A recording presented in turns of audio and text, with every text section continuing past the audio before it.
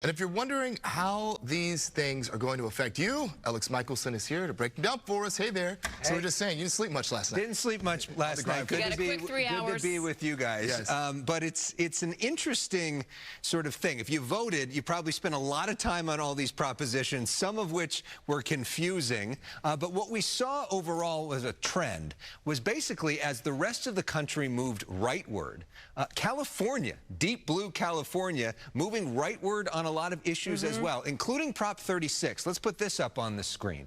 This is the effort to amend Prop 47. It's harsher penalties for certain drug crimes, certain thefts.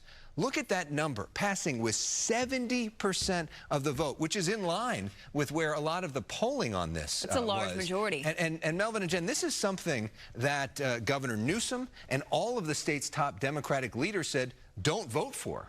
And you see in this Democratic state, the people are saying, we've had enough on some of these crime issues, some of the homelessness. We want to send a message, and it is going to change things. So basically what it means is, if you now have a third conviction for theft, that can be a felony. If you have a third conviction for drugs, that could be a felony, or you could be mandated to seek treatment.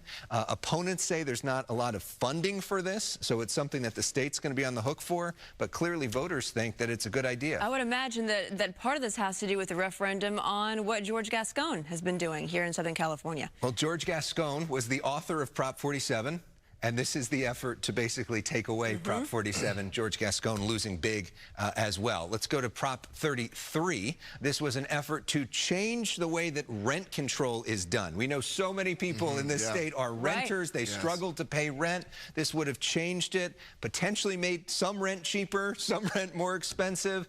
They've tried 4 different times to change this, and once again, it goes down 62%. So basically what that means for the average person is, when it comes to rent control, status quo stays in place. Now also Prop 3 passed.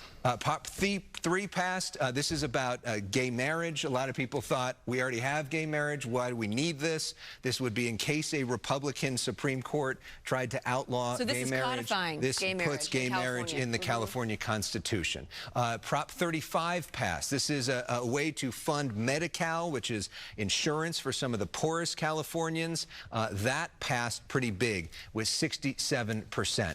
And those are the ones that we know for sure have been called. Let's go through some of the other things which have not yet been called. Proposition 2, which is a bond for more public education funding. Right now it leads at 57%, but that has not been called yet. Prop 4, another bond, this one for natural resources, wildfires, that right now leads at 58%. Proposition number 5, which is to change the threshold to fund housing projects, but also basically make it easier to do bonds and potentially raise some taxes. Right now that's at no at 56%, hasn't been officially called. Prop 6, which is change, basically allow for prison people in prison to not have to work. Right now, people are saying no, those prisoners should be forced to work, 55%.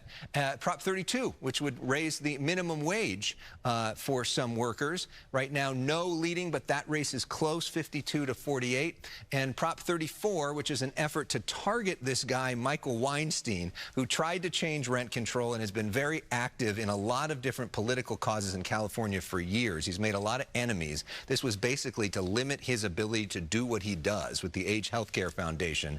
Right now, that's at yes, 52 to 48. But on all these that are close, we can see some dramatic swings because there's still millions of votes that need to be counted. So we could see any of those change in the days ahead.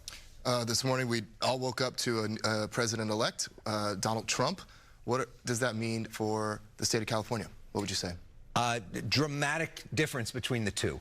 If Kamala Harris would have won, it would have been the daughter of California, the first Democratic nominee from California, a lot of funding coming to California. Now look for dramatic fights between the state of California, the biggest Democratic state, and Donald Trump. We've seen this before. Last time Trump was in there, we saw lawsuit after lawsuit from the California Attorney General trying to fight Donald Trump in the courts. Trump has suggested that he will withhold disaster funding from Governor Gavin Gavin Newsom if Newsom doesn't do what Trump wants. So there is going to be this battle that is already going to be fought between Trump and California. And his biggest antagonists, he's talked about Nancy Pelosi and Adam Schiff, people that he would potentially send the military after. Now, his supporters say that's not really what he said, but it is kind of what he said in the past. So they're going to be fighting him. Adam Schiff now going into the Senate as one of Trump's top antagonists.